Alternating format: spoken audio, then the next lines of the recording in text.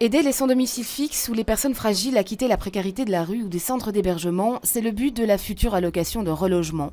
Un dispositif financier régional qui doit contribuer à permettre aux sans-abri ou aux femmes victimes de violences conjugales de se loger dignement. Dès lors qu'une personne sans-abri est reconnue par le CPAS, pris en charge, et que cette personne est en phase de pouvoir se réinsérer ou en tout cas essaie de se réinsérer dans un processus en ayant son propre logement, par exemple.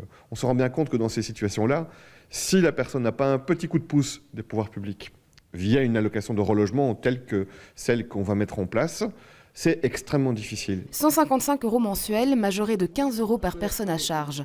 Ces montants viendront s'ajouter à la prime fédérale, une somme forfaitaire de 1 000 € octroyée via les CPAS.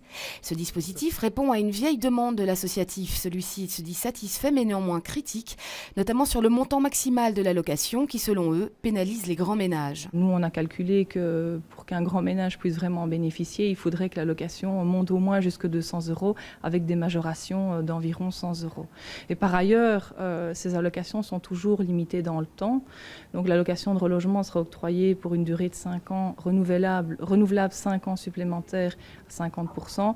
Nous, on estime en fait que ce n'est pas une bonne idée parce que les ménages ont des revenus qui n'évoluent malheureusement pas favorablement dans le temps. Donc le risque, c'est un retour à la case départ. Question de budget, répond le secrétaire d'État. La nouvelle allocation devrait entrer en vigueur en janvier 2014.